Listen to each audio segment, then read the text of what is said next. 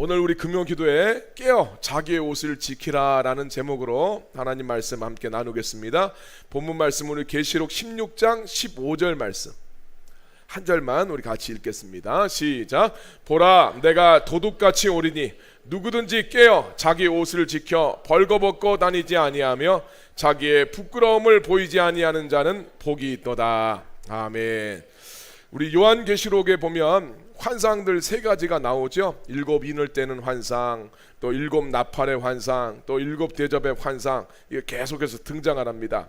자, 이 세 가지 환상들은 다 똑같이 1260일 동안, 또 이것을 환산을 하면 42달, 그리고 이것을 또 년으로 바꾸면 3년 반, 그리고 그것을 한때, 두때, 반때 이렇게 묘사를 하고 있는데, 이것은 다 말세, 예수님의 초림부터 재림까지의 시간이고, 이 시기에는 교회의 시간을 이야기하는데, 이 교회의 시간 속에 일어날 영적인 기근과 삶의 고통들이 어떻게 찾아오는가라는 것을 보여주는 말씀이다 라고 말씀을 드렸습니다. 그래서 요한계시록의 주제는 다른 주제가 아닙니다. 우리 앞에서 나왔던 7 인을 떼는 주제의 이야기가 계속해서 7 나팔, 또 7 대접의 심판까지 계속해서 이어지고 있습니다.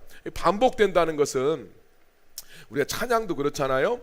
반복해서 했었을 때 계속 울림이 돼요. 내 안에서 점점 크게 울리고 점점 크게 울리고 더 그것이 깊이 들어가게 되는데, 반복해서 이야기함으로써 요한계시록의 말씀을 통해서 우리의 마음속에 그 하나님의 뜻을 새기기 위함입니다. 그래서 가면 갈수록 점점 더 이 심판이 더 가혹해지고 전면적으로 이제 퍼져나가는 것을 보게 되는데, 이것은 세월이 가면 갈수록 하나님의 심판이 더욱더 고조되어 간다라는 것을 보여준다고 하겠습니다. 자, 그래서 우리 이제 16장 말씀부터 보게 되면 7 천사가 대접을 쏟게 되면 그것이 지상의 무서운 재앙으로 나타나는 것을 우리가 보게 됩니다. 큐티 하셨으니까 여러분 아실 텐데, 첫 번째 천사가 대접을 쏟으면 사람들한테 독한 종기가 나죠. 자, 근데 이 독한 종기가 예수님을 안 믿는 사람들, 짐승의 표를 받은 사람들과 그 우상에게 절하는 사람들에게 나타나는 재앙이 이 독한 종기입니다. 자, 짐승은 우리 요한계시록에서 하나님을 대적하고 세상 풍조에 따라 살도록 성도들을 미혹하고 유혹하는 영적인 세력을 짐승이라고 표현한다. 사람 같지가 않은 거예요. 사람이라면 마땅히 하나님을 섬겨야 되는데 하나님을 섬기지 않는 거예요. 그러니까 이건 짐승 같다라고 아주 경멸적으로 부르는 표현입니다. 이 짐승은 때로는 국가의 모습으로도 나타나고 사회의 제도의 모습으로도 나타나고 문화의 모습으로도 다양한 얼굴로 우리의 역사 가운데 계속해서 등장을 합니다. 그래서 하나님 앞에 충성하지 못하게 하고 세상을 섬기게 만들고 결국은 마귀에게 경배하고 절하게 만드는 그런 사회 제도, 그런 국가, 그런 세력들을 이 짐승이라고 요한계시록에서 표현하고 있다라는 것을 알아야 됩니다. 그래서 이것을 뭐 어떤 특정한 어떤 나라 이런 것으로 자꾸 이 얘기를 하면 안 됩니다. 이 요한계시록을 쓸 때는 로마를 가리키는 표현인데, 그건 그때 당시의 이야기이고 이 역사 속에서 나타나는 그런 역할을 말하는 것이지 어떤 특정한 대상을 이야기하는 것을 생각하면 안 된다라는 것입니다. 자, 그런데 이 짐승에 넘어가서 하나님을 경배하지 않고 하나님 섬기지 않으면 편할 것 같은데, 우리 그러지 않아요?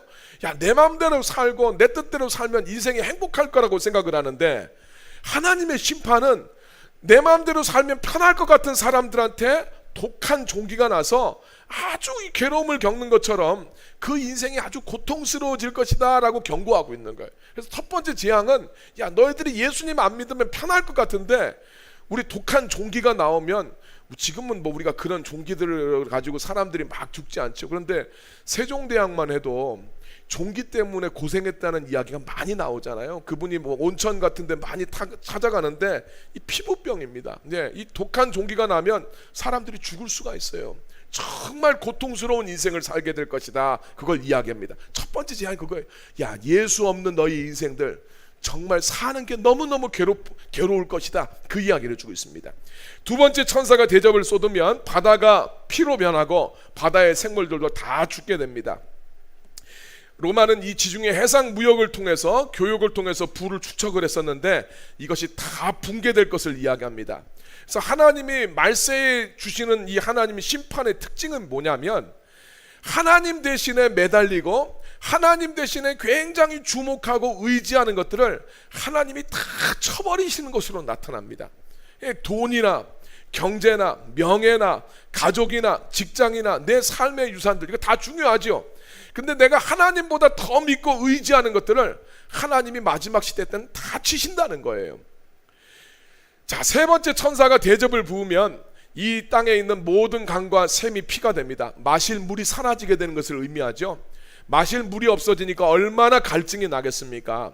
마지막 시대 때 내리시는 하나님의 특징은 영적으로 굉장히 갈급한 겁니다. 우리 출애굽기를 보면 마라의 샘물 사건이 나오죠. 저 샘이 있으니까 가면 물을 마실 수 있을 줄 알았는데 가서 보니까 너무 써서 못 마시겠는 거예요. 기대를 잔뜩 하고 갔는데 삶이 기대대로 풀리지 않았었을 때 이 마라의 샘물입니다. 자, 그래서 여기도 샘은 있고 강은 있는데 피로 변해서 마실 수가 없는 거예요. 그러니까 이 마지막 시대에 또 내려지는 이 세 번째 대접의 심판이 뭘 말합니까? 인생이 기대대로 흘러가질 않아.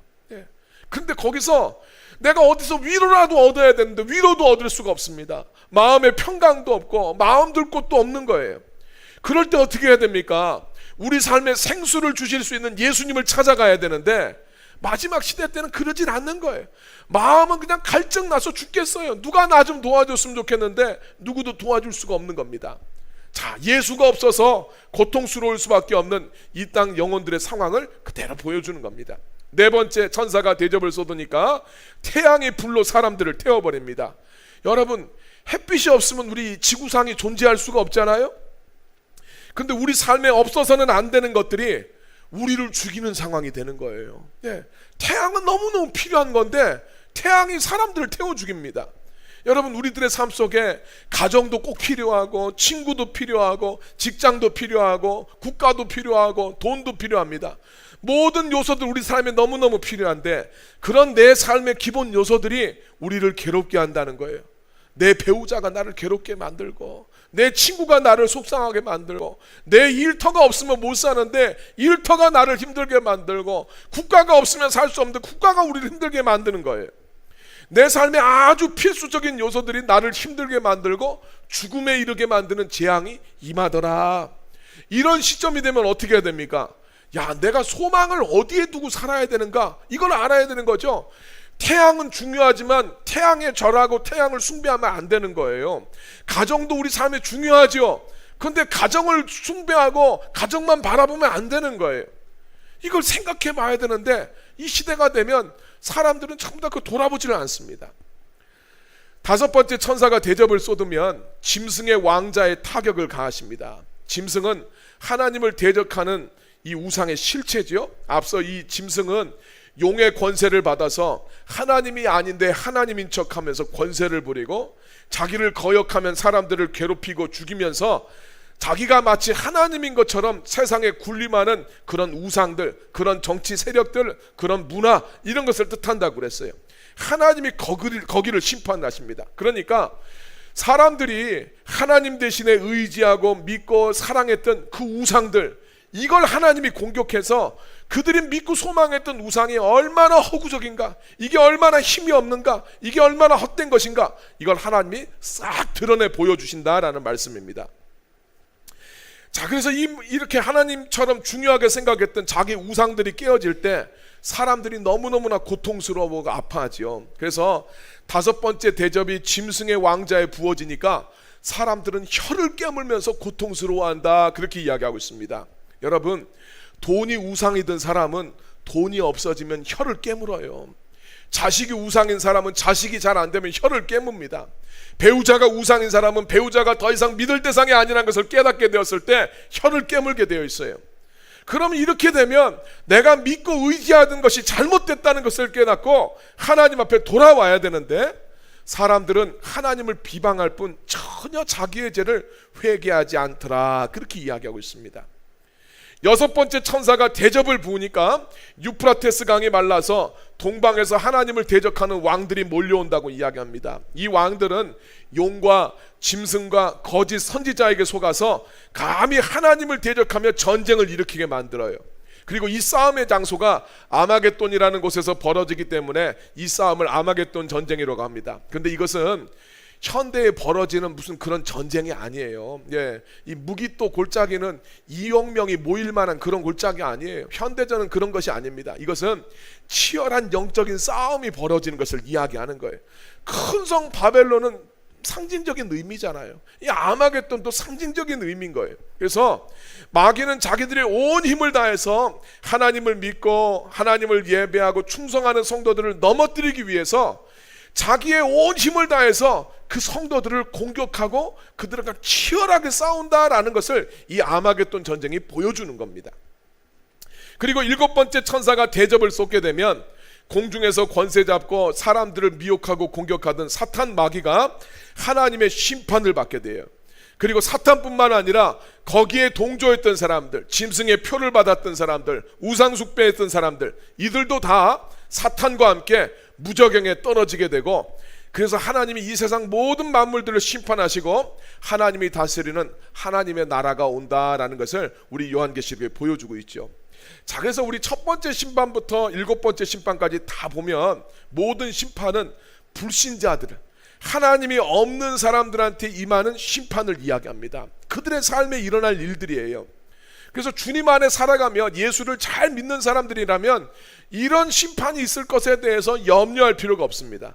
그런데 단 하나, 6번째 천사가 대접을 쏟아서 마귀가 세상의 군왕을 일으켜서 하나님 믿는 자들을 온 힘을 다해서 공격하는 것은 우리 믿는 자들이 감당해야 될 시련이다 하는 것을 우리가 알아야 돼요. 그래서 우리 계속 요한계시록에서 그랬죠.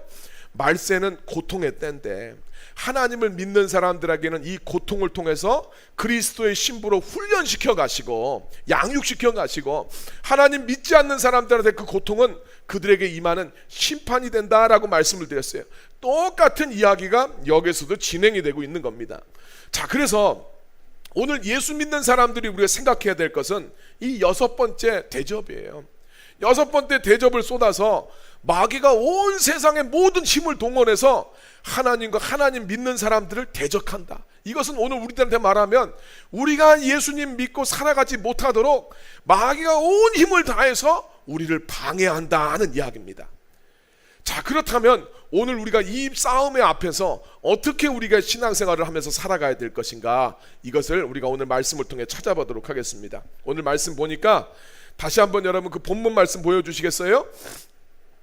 같이 한번 읽겠습니다. 내가 도둑같이 오리니 누구든지 깨어 자기 옷을 지켜 벌거벗고 다니지 아니하며 자기의 부끄러움을 보이지 아니하는 자는 복이 있도다. 아멘. 이 말씀이 6번째 대접을 부는 그 심판 다음에 이 말씀이 나와요. 예.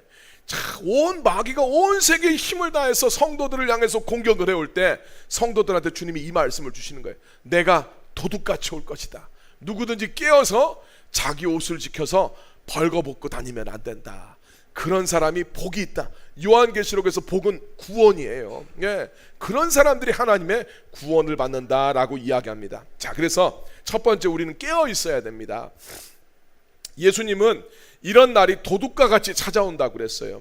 도둑은 예고하고 찾아오는 것이 아니죠. 예상하지 못할 때 찾아옵니다. 그래서 모든 성도들은 우리가 항상 알아야 돼. 야, 언제든지 나한테도 이런 공격이 찾아올 수 있다. 이걸 알아야 됩니다. 사실 우리의 삶은 전방위적으로 마귀의 공격에 노출되어 있습니다. 베드로는 이야기했죠. 마귀가 우는 사자와 같이 삼킬 자를 찾고 있다고 했어요. 가룟 유다도 예수님 잘 따라다니다가 마귀가 들어가니까 예수님 팔아버릴 생각을 주입시켜서 예수님을 팔아버립니다. 아나니아와 삽비라도 믿음으로 잘 살다가 거짓 영에게 속아서 베드로 사도에게 거짓말을 하다가 망하고 말았어요. 자, 그래서 오늘 우리들도 이것을 알아야 됩니다. 자, 저런 싸움들이 우리들의 삶 속에 풀시에 찾아올 수 있다. 그래서 오늘 말씀해 보니까 깨어있어라 이렇게 이야기하는 거예요. 깨어있는다라는 것은 우리 기름을 준비하는 겁니다. 마태복음에 보면 슬기로운 5 처녀는 신랑을 기다리면서 기름을 준비했죠. 다시 오실 우리 주님을 준비하면서 기름을 준비한다는 것은 성령으로 충만해야 된다라는 이야기입니다. 마지막 시대 때 우리가 앞에서 계속 요한계시록을 이야기하면서 그런 이야기했어요. 마귀는 예수 믿는 사람들의 삶에 고통을 줄 수는 있지만 그들의 믿음은 빼앗아갈 수가 없다. 네. 왜냐하면 하나님께서 택하신 자, 하나님께서 구원하실 자는 하나님의 인을 그 이마에 찍어주시기 때문에 마귀가 그들의 믿음을 빼앗을 수 없다고 이야기했습니다. 그러면서 우리가 그랬죠. 하나님의 인을 그 이마에 찍는다는 것은 눈에 보이는 도장을 찍는 것이 아니라 성령으로 함께 하신다는 이야기라고 했어요. 그래서 우리 성령님에 대해서 보혜사라고 한다고 그랬잖아요. 보혜사, 헬퍼, 영어로 우리를 돕는 분이에요. 믿음에 승리할 수 있도록, 하나님께 순종할 수 있도록, 믿음 가운데 살아갈 수 있도록 우리를 도와주시는 분이 성령님이십니다. 그래서 아무리 사탄 마귀가 공격하고 유혹해도 하나님이 택한 자들은 그 믿음을 지킬 수 있게 돼요. 자, 그러면서 우리가 요한계시록을 보면서 우리 이제 성경 전체를 통해서 우리 나타나는 것이죠. 하나님이 이렇게 지켜주신다라고 이야기를 했지만 그 반대편 쪽에서는 인간의 반응도 함께 있어야 돼요. 계시록에서 항상 믿음을 지키는 것은 하나님께서 주권적인 역사로 하나님이 택했으니까 믿음을 지키는 것도 맞아요. 그런데 반대로 하나님이 택한 자는 자기의 믿음을 지키고 승리해야 될 책임도 있는 거예요. 그래서 이 두 가지가 한꺼번에 나타납니다. 자, 요한계시록 12장 11절 말씀에 보니까 또 우리 형제들이 어린 양과 피와 자기들이 증언하는 말씀으로써 그를 이겼으니 그들은 죽기까지 자기들의 생명을 아끼지 아니하였도다. 성도들이 말씀으로 승리할 수 있는 것은 첫 번째 뭡니까? 어린 양의 보혈로 이겨요. 예수님이 우리 죄를 사해 주셨기 때문에 우리는 죄와 싸워서 이길 수 있게 됩니다. 자, 그런데 또 한 가지는 뭡니까? 자기들이 증언하는 말씀이에요. 내가 고백하는, 그 믿음대로 고백하는 나의 고백이 있어야 돼요. 근데 고백은 입술의 고백만이 아니라 죽기까지 자기의 생명을 아끼지 않는 삶의 실천을 통해서도 드러나는 거예요. 자, 그러니까 하나님 쪽에서 봤었을 때는 하나님께서 그에게 믿음을 주신 거예요. 예. 근데 또 성도는 어떻습니까? 내 믿음을 지키려고 노력하는 거예요. 우리가 하나님 성경을 보면 그러죠. 하나님이 파라오의 마음을 고집스럽게 만들었어요. 그러나 다른 한편에서 보면 파라오가 자기 마음을 고집스럽게 만들어 간 거예요. 이 두 가지의 측면이 다 같이 있습니다. 자, 그렇기 때문에 성령님께서 우리와 함께 하셔서 우리가 넉넉하게 이기는 것도 맞지만 오늘 우리들은 무엇을 해야 됩니까? 성령 충만을 사모해야 한다는 거예요. 성령으로 우리가 무장되지 않으면 이 싸움 이길 수가 없습니다. 자, 그래서 마지막 시대 때 우리가 깨어 있으려면 정말 성령으로 충만해져야 됩니다. 성령께서 우리 가운데 함께 하시지 않으면 우리는 이 싸움 이길 수가 없어요. 여러분, 오늘 이 밤이 성령님으로 무장되고 성령님으로 충만해지는 시간이 되기를 예수님의 이름으로 축원합니다.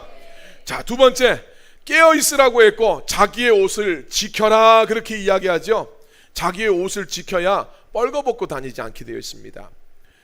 자, 이 말씀은 우리 앞에서 라우디게아 교회에 하셨던 말씀으로 우리가 생각이 나지요. 자, 계시록 3장 17절 18절 말씀 같이 읽겠습니다. 시작.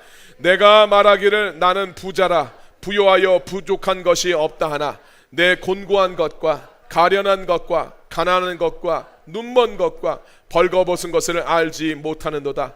내가 너를 권하노니 내게서 불로 연단한 금을 사서 부요하게 하고 흰옷을 사서 입어 벌거벗은 수치를 보이지 않게 하고 안약을 사서 눈에 발라 보게 하라. 아멘. 라우디게아 교회는 로마와 황제를 숭배했어요. 이방 신들을 숭배하는 일에 저항하지 않습니다. 거기에 타협을 했었죠. 그렇기 때문에 먹고 사는 문제는 없었어요. 부유하게 살 수 있었습니다. 그러나 주님께서 보셨을 때는 너희들은 영적으로 보면 굉장히 곤고하고 가련하고 가난하고 눈이 멀었고 뻘거벗은 상태다. 주님이 이렇게 말씀하셨습니다. 주님은 라우디게아 교회가 고난을 잘 견디고 영적으로 부유하게 되고 흰옷을 사서 입고 벌거벗고 다니기를 원치 않으셨습니다. 그런 자기들의 현실을 잘 인식하길 원하셨어요. 그래서 자기 옷을 지켜서 벌거벗고 다니지 마라라는 이 내용은 우리가 세 가지로 설명을 할 수 있습니다. 첫 번째, 자기 성찰이 자기 성찰. 네. 자기 옷을 지킨다라는 것은 자기 성찰이 필요하다. 우리 성도들은 성령으로 충만해져 있어야 될 뿐만 아니라 자기 삶을 좀 돌아볼 수 있어야 됩니다. 자기 삶을 돌아보지 못하면 잘하고 있다고 생각을 하죠. 네. 라오디게아 교인들은 그러죠. 자기들은 훌륭한 성도들이고 잘 훈련된 사람들이라고 생각했어요. 근데 주님은 그러셨죠. 야, 니네들은 뻘거벗었다. 좀 안약을 사서 니네들 영적인 상태를 스스로 돌아봐라. 주님 그렇게 말씀하셨습니다. 처음에 전임 전도사로요 섬겼던 교회가 있었어요. 서울에 일원동에 있던 교회였는데, 교회 안에 이제 교회 바깥에 어떤 프로그램에 참여했던 뭐 집사님들 막 이런 분들이 이제 몇 분이 있었어요. 근데 이분들이 교회 안에서 자기들끼리만 뭔가 이렇게 특별하다고 생각을 하면서 자기들끼리 어울리는 거예요. 그러면서 자기들은 마치 좀 깨어있고 영적인 수준이 높은 것처럼 생각을 하는데 실제로는 전혀 그렇지 않았거든요. 삶을 보고 그 열매를 보고 그 삶을 나무를 판단하라고 예수님 하셨잖아요. 그분들의 열매는 아름다운 열매가 아닙니다. 한 분이 그런 이야기하는 거예요. 삶을 예배로 드리라고 그랬는데 우리의 삶을 잘 살면 되지 뭘 그렇게 맨날 모여야 되냐고 그런 소리를 해요. 이건 성경을 완전히 오해하는 것이죠.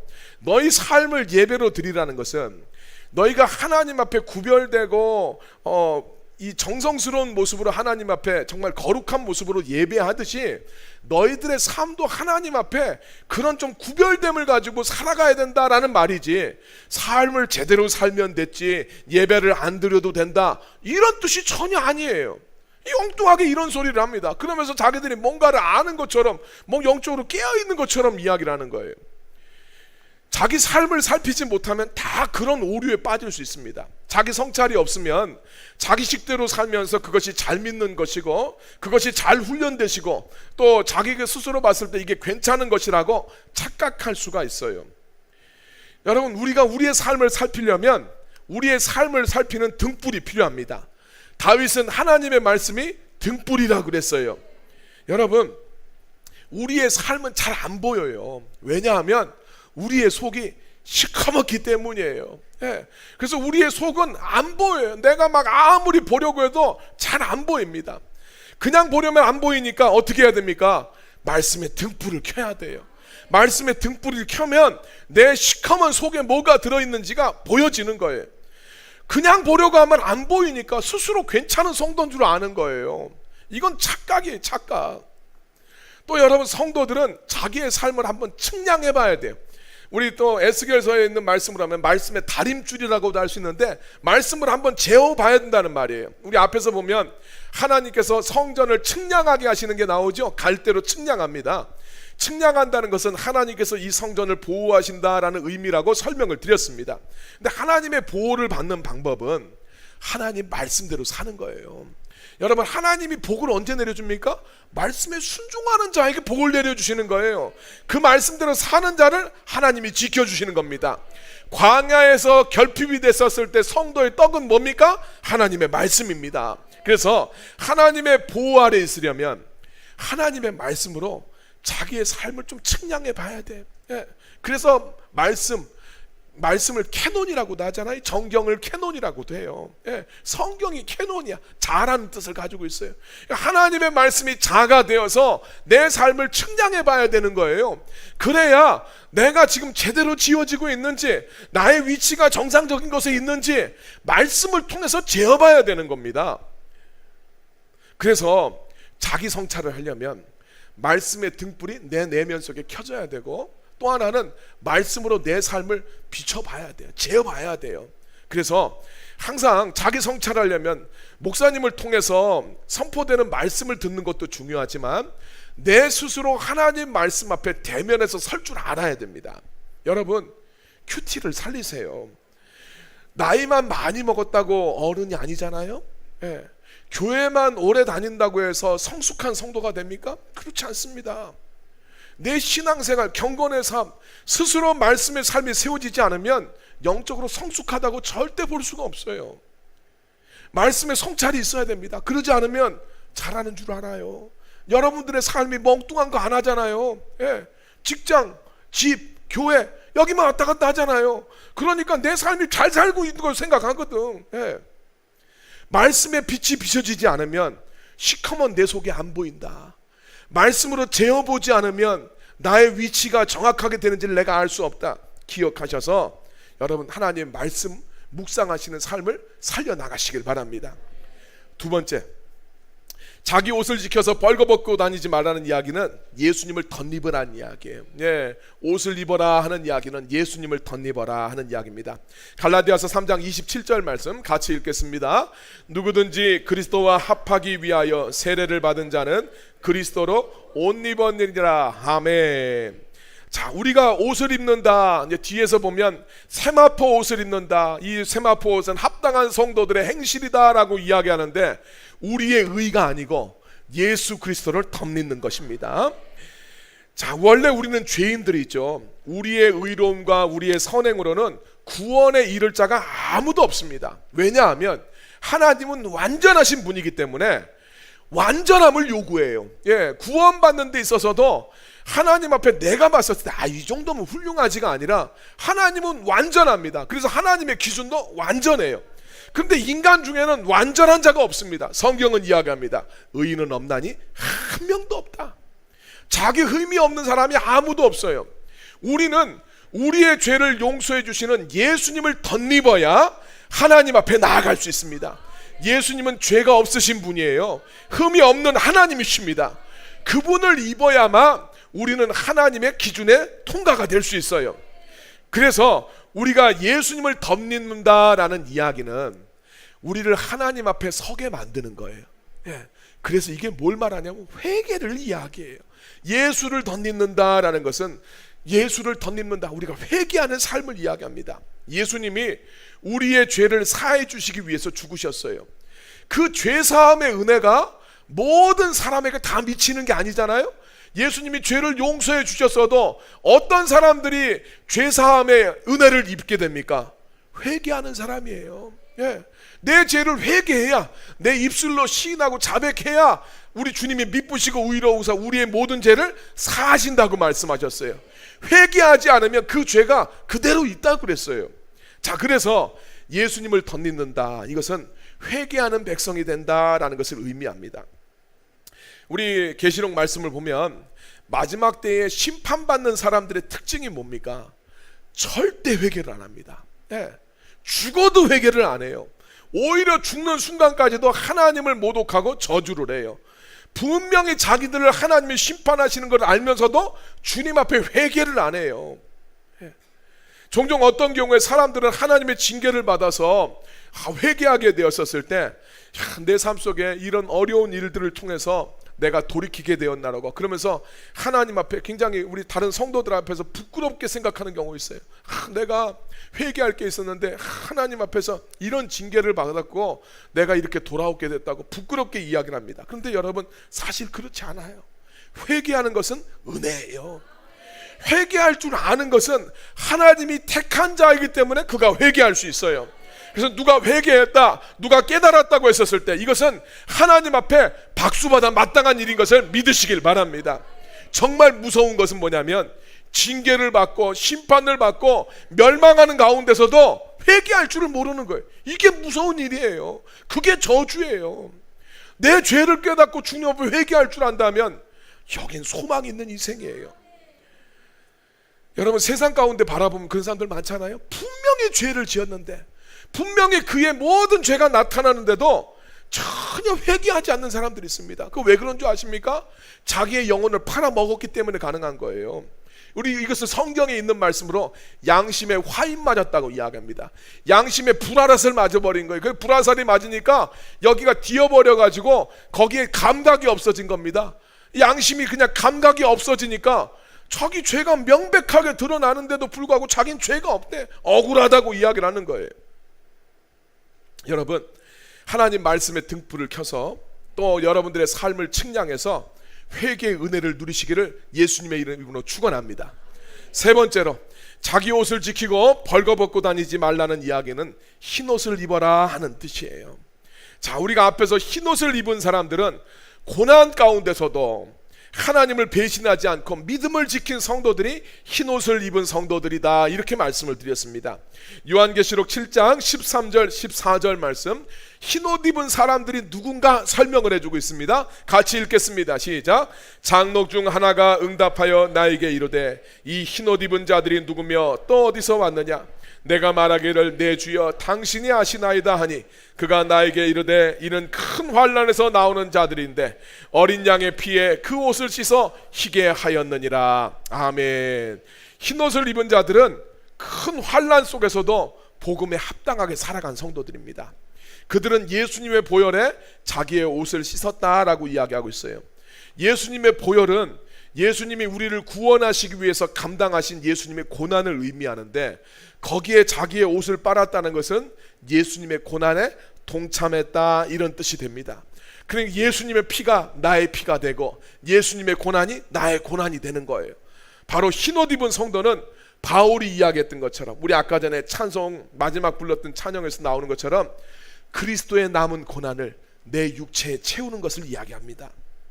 이 사람들은 우리 앞에서 이야기하는 것처럼 어린 양이 가시는 곳은 어디든지 따라가는 성도들이 바로 이 흰옷을 입은 성도들이에요. 계시록 14장 4절 말씀 같이 읽겠습니다. 이 사람들은 여자와 더불어 더럽히지 아니하고 순결한 자라. 어린 양이 어디로 인도하든지 따라가는 자며 사람 가운데서 속량함을 받아 처음 익은 열매로 하나님과 어린 양에게 속한 자들이니. 아멘. 세상의 유혹과 박해 가운데서도 예수님을 배반하지 않고 세상과 타협하지 않고 믿음 지키는 사람, 어린 양 예수가 가는 곳은 어디든지 따라가는 자라고 이야기합니다. 사람들은 그러죠. 예수님 내가 막 따라가겠다고 이야기하는데 예수님 고난의 자리는 안 가고 싶어해요. 그런데 이 사람들, 흰옷 입은 사람들은 예수님 가셨던 그 십자가의 길도 함께 걸어간 성도들을 이야기합니다. 세상에서 잘 되는 것이 승리가 아니라 고난 가운데서도 변절하지 않고 타협하지 않고 죽어도 충성하는 것, 이것이 승리인 줄 믿으시기 바랍니다. 성경에서 말하는 승리는 바로 그거예요. 성도가 자기를 부인하고 예수님과 함께 십자가를 지고 죽으면 부활의 능력과 영광이 거기에서 나타나게 될 줄로 믿습니다. 여러분, 우리가 살아가는 이 시대에는 영적인 큰 싸움이 있는 시대예요. 그 싸움 가운데 지금 계시는 분도 있고 또 그 싸움이 또 앞으로 올 자도 있습니다. 한 번으로 끝나지 않을 수도 있어요. 마귀는 우는 사자와 같이 삼킬 자를 찾고 있다고 그랬어요. 여러분, 이 싸움에 이기기 위해서 깨어있으라 그렇게 이야기합니다. 성령의 기름을 준비하세요. 항상 성령 충만. 우리 뜻대로 주님 앞에 순종이 안 되잖아요. 내 의지대로 주님 앞에 살아갈 수가 없어요. 성령님 나를 돌아달라고, 하나님의 그 인을 나한테 쳐달라고 간구하실 수 있기를 바랍니다. 그리고 말씀에 등불을 켜서 자기 삶을 좀 측량해 보라고 그랬어요. 그래야 내 현 주소가 보입니다. 그러지 않으면 내 삶이 안 보여요. 그냥 잘하고 있는 줄 압니다.